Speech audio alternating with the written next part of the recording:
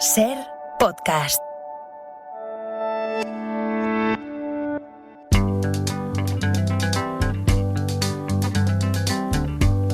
We're caught in a trap. I can't walk out because I love you too much, baby.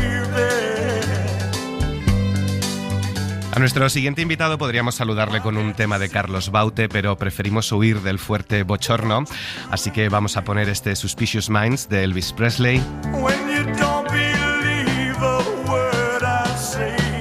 Para él, para nuestro siguiente invitado, la ruleta de la fortuna es la vergüenza de los concursos. Escribe el Blue Jeans de la literatura, Rafale Guadal Medina. Bienvenido a La Hora Extra. Buenos días, un placer saludaros. Igualmente, de Rafale sabemos poco. Sé que nació en Castril, en Granada, en 1989, que debutó en la literatura hace un par de años con La cuarentena de los necios, publicada por la editorial Nazarí, que ahora cambia de editorial y con Niña Loba nos presenta Fuerte Bochorno. Fuerte Bochorno es un conjunto de relatos, ahora entramos en ellos. En uno de los relatos, la reina del paladar, el narrador se pregunta quién soy, de dónde vengo y hacia dónde voy. Así que, Rafale, para que te conozcan nuestros oyentes, ¿quién eres, de dónde vienes, hacia dónde vas? Bueno, me has hecho una extraordinaria presentación. Son preguntas muy filosóficas, muy trascendentales, sí, que yo no tengo muy claro cómo contestar, cómo abordar.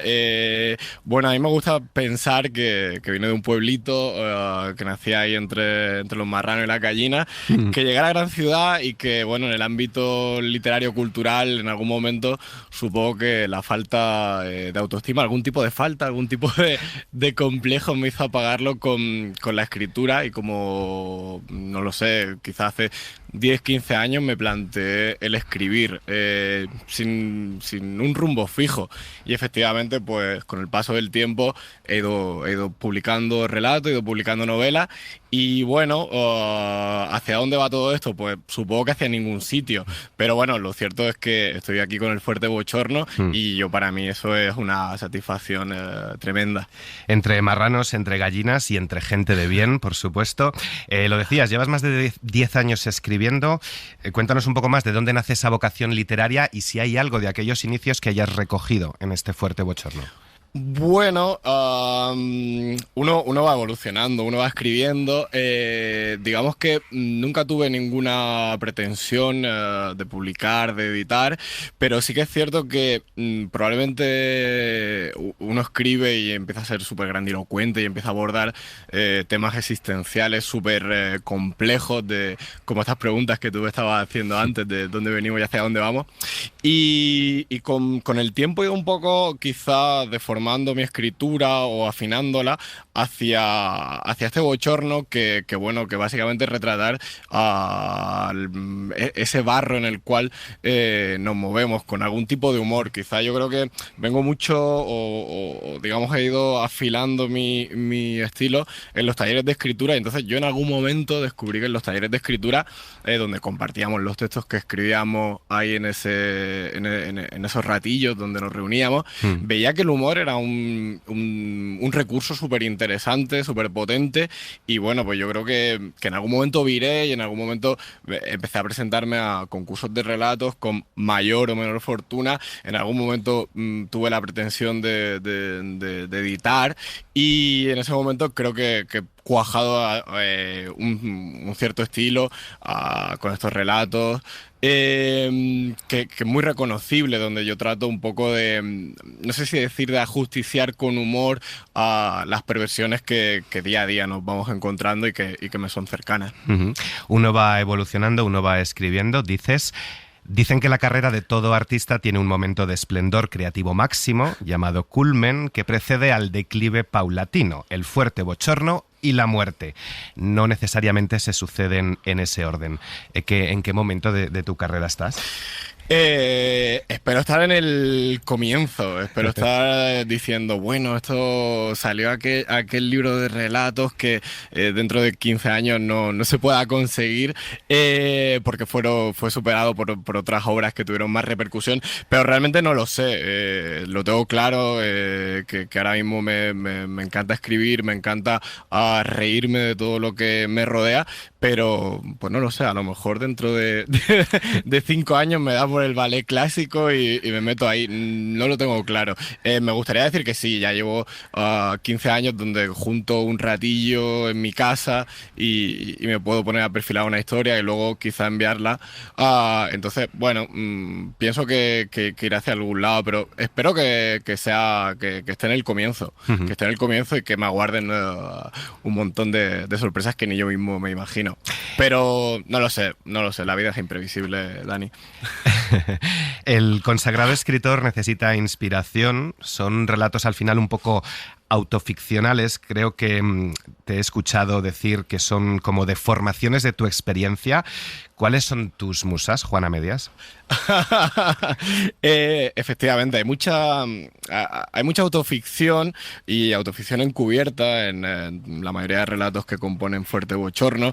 Mi inspiración es no sé, quizás es un tópico, ¿no? Pero mi inspiración es el día a día, desde que salgo de casa y llevo a mi hija a la guardería hasta que me meto en el metro y empiezo a ver a toda esa marabunta de gente absorta con sus redes sociales y me da un poco por pensar hacia dónde estamos caminando. Efectivamente, la inspiración que yo tengo, mis musas, es todo lo que me ocurre alrededor y todo lo que de alguna forma me duele, porque creo que soy una persona bastante intensa y entonces para que ese dolor o para que esa rabia mitigue, intento pues disfrazarla de humor, de surrealismo, porque realmente este libro pues se titula Fuerte Bochorno, pero podía haberse llamado, viniendo de Granada, pues se podía haber llamado Mala Folla tranquilamente, o se podía haber llamado vergüenza ajena, pero intento por salud digamos sacar la vertiente eso más hilarante porque es que si no al final uno también tiene que precisar su salud y decir bueno pues este mundo ya tenemos una cierta edad, probablemente no lo cambiemos, pero bueno, vamos a celebrar también ese camino hacia ningún sitio donde parece que va la sociedad. A propósito del camino, de todas las compañías posibles, quizá la frustración sea una de las más fieles, escribes. Imagino que sí. El camino hasta conseguir ver publicado tu primer libro habrá sido un camino un poco lleno de obstáculos o de frustraciones, ¿no? Hay uno de los relatos que me encanta, me gustan todos, pero uno especialmente claro, porque es el de Lo de la Feria del Libro. En él el protagonista intenta colocar su novela en una editorial de prestigio, alguna de las de Planeta o Penguin, por ejemplo. No sé si es todo a lo que un escritor puede aspirar, a publicar con una gran editorial. ¿Cómo ha sido tu encuentro con el mundillo editorial, con estas dos otras editoriales, Nazarí y Niña Loba?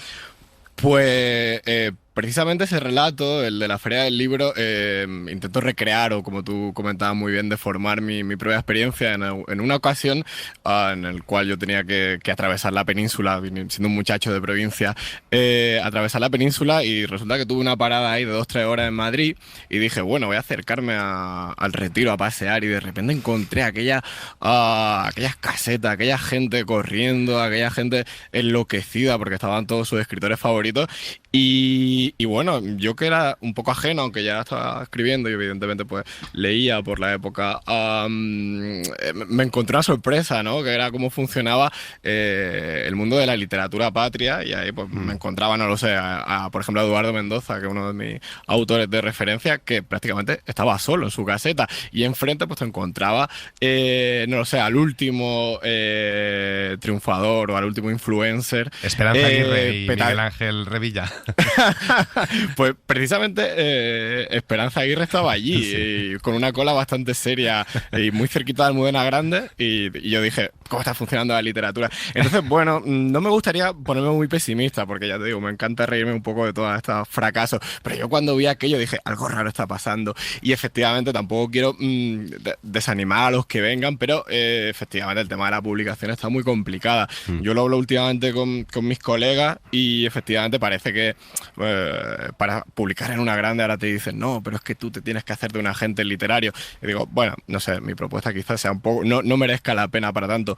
Pero a mí hay una cosa que me interesa y yo creo que recurro varias veces en el Fuerte Bochorno, que es en el concepto de éxito. Muchas veces mis personajes, estos que son totalmente patéticos, el Juana Media, el Salustiano, el Arístides, todos son un poco presas de la definición de éxito. Y entonces en el mundo literario parece que éxito efectivamente es publicar con una grandísima editorial. Y eso es complicado. Yo en particular, pues tanto con Nazarí, que es una editorial de aquí de Granada, que bueno, pues tiene una repercusión bastante buena a nivel provincial, y Niña Loba, que está un poquito más orientada a lo mejor hacia el relato, estoy encantado porque veo humanidad, veo gente que trabaja, veo gente ilusionada, y ahí es donde a mí me nace. Y para mí quizás no voy asumiendo con el tiempo que quizás el éxito no sea tanto en el cual embarran mis personajes, sino que a lo mejor el éxito puede estar satisfecho, y yo estoy satisfecho de presentarte Fuerte Bochorno y que venga una editorial humilde como Niña Loba detrás. ¿El éxito tampoco es tener un Nadal, un premio Planeta o un Nobel? Bueno, a nadie le amarga un dulce, ¿no? Pero... y la pasta, sobre todo, ¿no? Pero bueno, últimamente todos estos premios están un poco en entredicho, ¿no? Mismamente en El País este fin de semana había un artículo muy comentado entre el mundillo, ¿no? Acerca de la endogamia de los premios. Yo sinceramente, evidentemente no estoy en esa esfera, aunque bueno, cuando yo publiqué mi primera novela, lo primero que hice fue enviarla al Planeta y dije, quizá aquí esta gente del Planeta descubra a un brillante autor de Castril, pero no fue el caso. Y entonces, bueno, pues la verdad es que me muevo por otro tipo de certámenes, que también un poco doy rienda suelta aquí en Fuerte Bochorno y me río de ello. Siempre me gusta decir que todos los concursos, todos los certámenes literarios donde me premian son justos, son su jurado es gente de un gusto exquisito, y todos los demás son corruptos. Pero bueno, la verdad es que es muy complicado porque hay mucha gente que escribe y al final, bueno, pues sí, tiene un cierto misticismo la escritura, pero bueno, quien más, quien menos hace cosas interesantes. Yo creo que también estamos viviendo un momento de un montón de autores emergentes y súper interesantes que quizás dentro de todo ese ruido, dentro de todo ese bochorno que a mí me gusta relatar, con esos autores a lo mejor más clásicos que siguen ahí, que con su voz engolada inundan horas y horas y atención y actos, pero me gusta pensar que también hay un carril alternativo donde, bueno, pues estamos ahí de vez en cuando, nos ponen una buena cena en Villatocino o en Alto Morcón y nos sentimos realizados y se celebra la escritura de una forma quizá no tan comercial, pero muy entusiasta también. Ajá, vamos a poner un poco de nombres y apellidos a esto que adelantabas. Hay escritores legendarios de la altura de Shakespeare, Cervantes, Virginia Woolf, García Márquez o Patricia Highsmith, Leo. Luego están los Juan Gómez Jurado, Mario Vargas Llosa, Arturín Pérez Reverte de Medio Pelo, escritores que masajean suavemente sus testículos de célebres literatos. ¿Cómo ves la literatura hoy? ¿Cuál es tu concepto de literatura, de lo que se vanagloria de los superventas? Bueno, a mí de todo esto, realmente de esa pirámide, que cada vez probablemente sea más empinada, ¿no? Donde parece, bueno, pues que en la cúspide de la pirámide hay estos nombres que tú ahora mencionabas, y te miran desde el cielo, y bueno, pues hay algunos que incluso te dan una palmadita muy, muy gentilmente, y luego pues estamos todos los demás que estamos abajo de la pirámide y miramos hacia arriba e intentamos un poco escalar con ilusión, pero y sobre todo con la ilusión de un poco el engaño de pensar que tú vas a llegar arriba. Entonces intento no amargarme por eso, intento disfrutarlo, pero es verdad que, y a mí lo que me interesa retratar, y creo que en Fuerte Bochorno lo reitero, es que esa construcción de esa pirámide de alguna forma es un análogo a cómo se construye la sociedad, ¿no? Muchas veces, pues, cuando hablamos de la construcción de nuestra sociedad, viene a colación la desigualdad y ver que los ricos son cada vez más ricos, los pobres son cada vez más pobres y efectivamente, pues lo que hay entre medias no existe. Y bajo mi punto de vista, esto un poco lo retrata la literatura más de mercado, más comercial. Efectivamente, los escritores que digamos lo petan están en todas las librerías, sean independientes o sean comerciales, y todos los demás pues al final estamos un poco luchando y un poco autoparodiándonos, ¿no? Con siempre con la venta a cuesta y un poco cayendo en, bueno, que por favor por lo menos me lea al vecino y bueno, la verdad es que es un poco patético llegar hasta ahí, pero no nos queda otra quizá que bueno, satisfacernos con el hecho de que en nuestra casa por lo menos digan, bueno, leí tu último relato, leí tu última novela y bueno, no está mal. Oye, esto del éxito y la desigualdad es verdad que es uno de los asuntos que creo que también atraviesan mucho los relatos. Hay uno de ellos que es el de las ignominiosas desventuras del profesor Molón. Este profesor dice, no quiero desanimaros, chicos, pero el futuro está muy chungo, cada vez hay menos trabajo y las condiciones que encontraréis ahí fuera rozan la esclavización, la degradación más absoluta del ser humano. Es imposible combatir esta desigualdad, al final esa precariedad se hereda. ¿Cómo ves tú como docente que eres a estas nuevas generaciones? ¿Cómo, no sé, transmitirles algo de optimismo?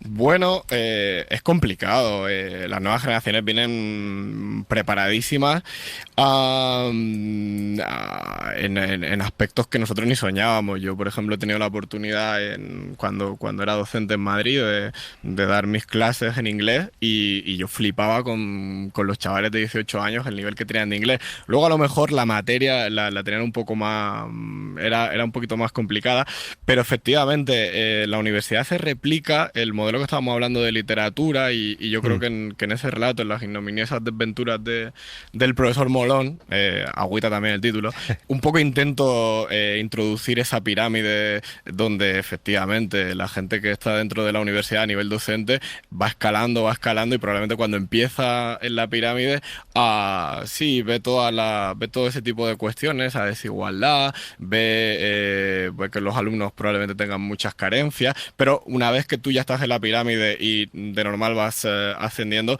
se te olvida. Un poco como que ya eres devoto de la pirámide y no quieres cambiar las cosas. Yo como docente realmente te diría que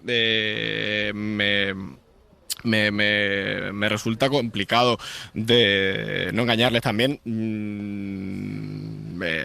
Es decir, no caer en el desánimo, pero es verdad que también al final la universidad trata de formar y trata de educar los conocimientos que son pertinentes. Entonces yo intento centrarlo en un tema académico, que la verdad es que, bueno, pues dista un poco de lo que este profesor Molón acabó haciendo.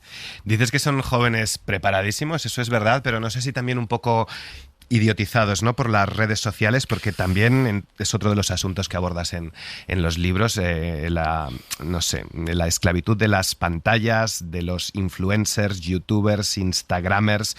No sé cuál es tu relación con las redes sociales, con el señor algoritmo al que podemos encontrarnos en cualquier ascensor y la relación sobre todo de estos jóvenes tan preparados pero también tan esclavos de lo digital. Las redes sociales como elemento tecnológico, como elemento de comunicación, expresión, es brutal el acceso que tienen, pero claro, estamos viendo que cada vez es más importante la imagen que proyectamos, que cada vez nos importa más lo que piensan de nosotros y claro, todo eso al final las redes sociales lo que han conseguido es que eso se convierta en una cuestión puramente cuantitativa. Entonces claro, la gente está un poco obsesionada con el like, con los números, con llegar y claro, eso tenemos un problema como sociedad porque no sabemos gestionarlo. Yo yo lo que percibo y dentro del mundo de la escritura, ya te digo, hay un montón de gente y yo me incluyo ahí, en el cual pues intentamos que las redes sociales sirvan para difundir nuestras obras, pero es muy difícil no caer en la autoparodia, es decir, no estar todos los días dando una matraca insoportable con tu libro, con el último sitio, con la reseña que te ha hecho tu tía Hortensia, la del pueblo, que te ha dicho que tu libro es increíble. Entonces, bueno, yo intento estar ahí porque tienes que estar, si no parece que no existe, pero de verdad sé que esto puede generar un problema y puede ser que ni siquiera yo, que ya tengo, ya no soy uno de mis estudiantes, pasar un poco y al final vuelvo a lo mismo. Ese sentido de éxito, de triunfo, que no sea una cosa meramente cuantitativa, que sea realmente la satisfacción de hacer las cosas y sobre todo hacerlas bien. No eres uno de tus estudiantes, pero eres joven, quieres comerte el mundo y un día te das cuenta de que no te has comido nada y que estás rodeado de idiotas. Creo que esto de la superficialidad, la banalidad, el consumismo, la inmediatez, la estupidez y la ignorancia es algo que ya abordaste hace 2 años, ¿no? Con la cuarentena de los necios. Es una de tus preocupaciones, que estamos rodeados de idiotas, cada vez más idiotas. Sí, para mí es el tema capital y es de hecho el tema donde yo de alguna forma me nació la idea de hacer este fuerte bochorno. Yo realmente es como el tema estrella de todos mis escritos, un poco retratar la sociedad a un nivel, al nivel del fango, al nivel de la idiotización, es decir, señalar que bueno, estamos desarrollándonos a nivel tecnológico, que cada vez tenemos acceso a más herramientas, pero claro, que también estamos generando una especie de ilusión en que el infinito existe y donde eso nos puede llevar a la frustración, es decir, como le pasa a mi personaje de Sábado por Delante, quiere comerse el mundo, quiere hacer un montón de cosas, pero la realidad es que el tiempo es finito, la realidad es que no podemos hacer tantas cosas y que hay que asumir la finitud del ser humano.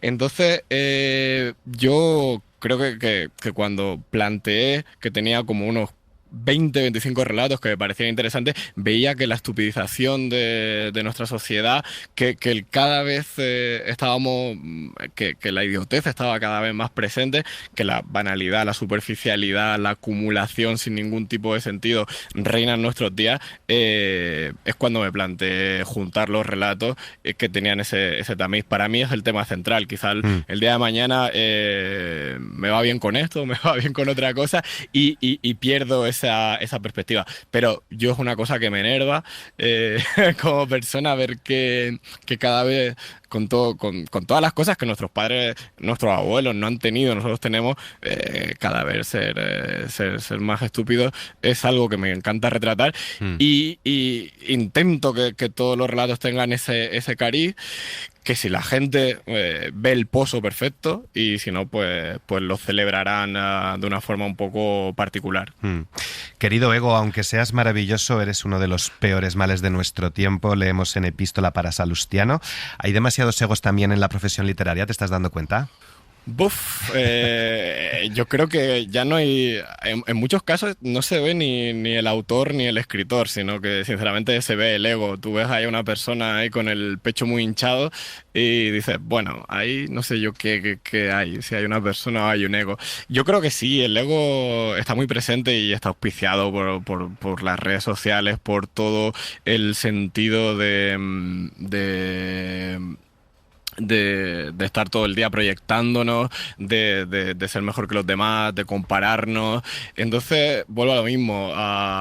Probablemente necesitemos mostrar nuestro ego y también en el ego ocurre una cosa que yo la veo frecuentemente, que es que parece que no aceptamos la crítica, que somos personas que nos cuesta asumir la frustración. Entonces, en el mundillo literario es evidente, ¿no? Parece que uno escribe una historia o uno escribe una novela y es una cuestión totalmente personal, que parece que si a ti no te gusta o que si a ti, no lo sé, la opinión es regular, parece que te están hiriendo y entonces, bueno, te están hiriendo físicamente y eso pues evidentemente supone un problema, yo creo que de convivencia, tanto a nivel social como en particular en la literatura, donde simplemente por el hecho de escribir parece que tenga que existir. Lo has mencionado desde el principio de la entrevista, así un poco como a modo de advertencia me ha parecido, y es que estos relatos están llenos de humor, ¿vale? Hay muchísimo humor, un humor que si podemos resumir, para mí sería absolutamente surrealista, como de cachondeo total, un humor a veces más negro, a veces más irónico. Leemos en otro de los relatos que además de poco versada vivimos en una sociedad excesivamente cínica. ¿Cómo huir de ese humor cínico? ¿Cómo manejas el humor para poder reírse de todo y de todos sin herir?